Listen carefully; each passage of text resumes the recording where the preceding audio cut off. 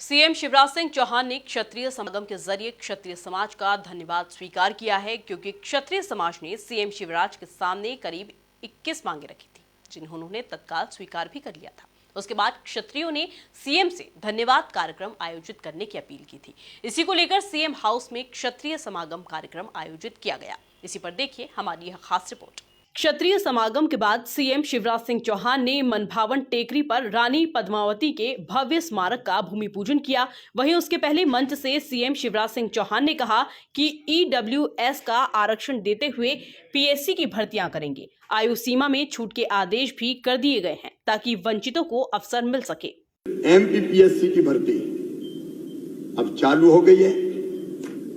EWS का आरक्षण देते हुए उनको पूरी भर्तियां भी करेंगे। अब विसंगतियां सारी हल कर ली गई है। स्वामीनाथन कमेटी की रिपोर्ट, कई प्रावधान लागू कर दिए, कई और लागू किए जाएंगे। और गाय तो हमारी राष्ट्रमाता है ही, इसलिए गौ माताओं की अभी परसों ही मेरे मंत्रिमंडल के साथी बैठे हैं और गौशालाओं को अनुदान बढ़ा के 190 करोड़ रुपया कर दिया है, ताकि गौशालाओं में गौ माता की ठीक से व्यवस्था हो जाए।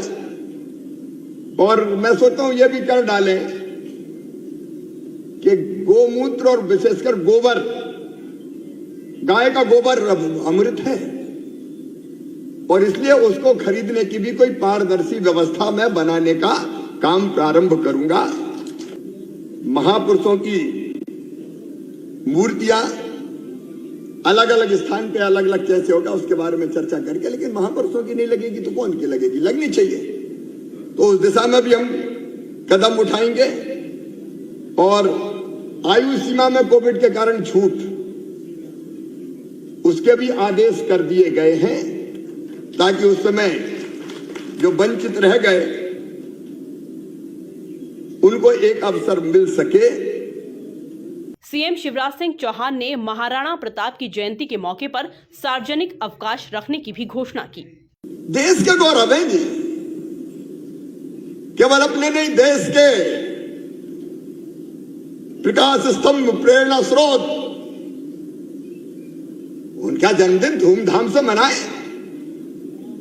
और इसलिए उस दिन सार्वजनिक अवकाश रखा जाएगा। क्या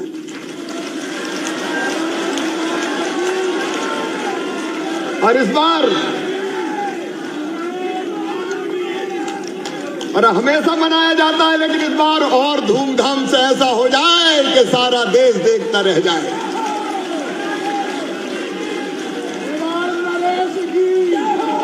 बोलिए महाराणा प्रताप की और महाराज छत्रसाल जी महाराज की। उनका जन्मदिन भी उसी दिन है। तो जय राणा प्रताप की, जय महाराज छत्रसाल की।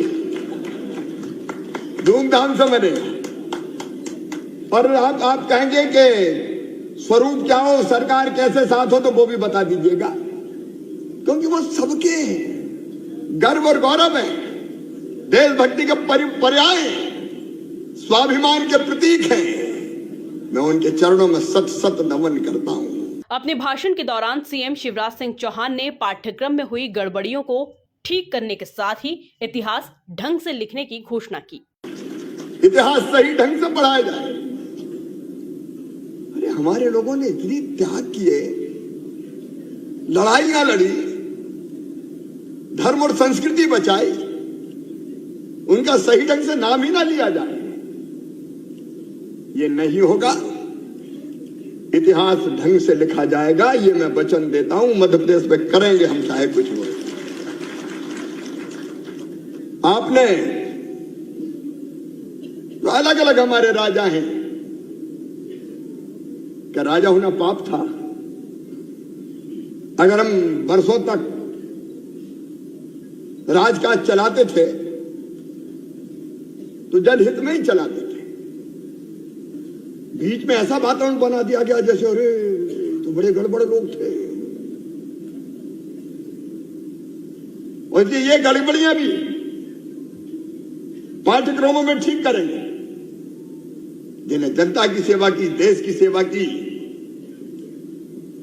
बढ़िया राजकाज चला के प्रगति और विकास किया उस समय, उनका इतिहास उसी रूप में लिखा जाना चाहिए। हम इस बात के पक्षधर हैं। मुख्यमंत्री शिवराज सिंह चौहान ने कमजोर बच्चों के लिए छात्रावास बनाने की घोषणा की और आर्थिक रूप से कमजोर बच्चों के लिए फीस माफी का भी ऐलान किया। समाज के हमारे बच्चे, क्योंकि आर्थिक रूप से भी कमजोर कई परिवार हैं और इसलिए आर्थिक रूप से कमजोर है तो वो सुविधाओं के पात्र हैं और इसलिए आपके साथ मिलकर योजना बनाएंगे। क्रमशः छात्रावासों की स्थापना की जाएगी जहां हमारे बच्चे भी पढ़ सकें। राज्य सरकार की जितनी परीक्षाएं, प्रतियोगी परीक्षाएं, जिसमें हमारे बच्चे भाग लेते हैं, उनमें से आर्थिक रूप से कमजोर ईडब्ल्यूएस के जो बच्चे हैं,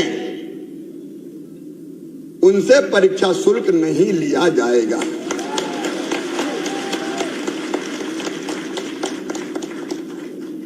ऐतिहासिक तथ्यों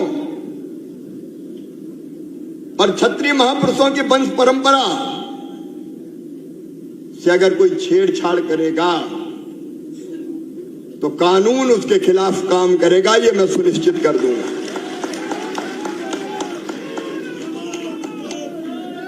विद्यालय और विश्वविद्यालय पाठ्यक्रम में, पाठ्यक्रम निर्धारण समिति में,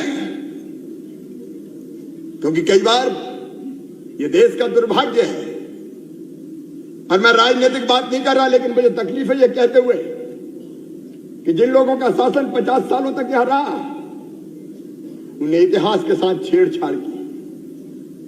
हमारे महापुरुषों का इतिहास सही तरीके से नहीं लिखा गया, कई जगह विकृत करके दिखाया गया।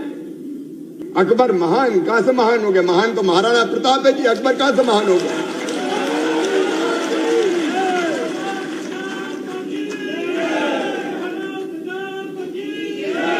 और इसलिए पाठ्यक्रम समिति में एक प्रतिनिधि आपका रहेगा और जहां जहां पाठ्यक्रम आगे लिखा जाएगा, सही करने की जरूरत हो वो किया जाएगा। कई घोषणाएं करने के बाद क्षत्रिय समाज ने सीएम शिवराज सिंह चौहान का स्वागत कर धन्यवाद दिया, जिसमें सरकार के कई मंत्री और क्षत्रिय समाज के कई संगठनों के पदाधिकारी भी मौजूद थे। Bureau report, MP news, Bhopal.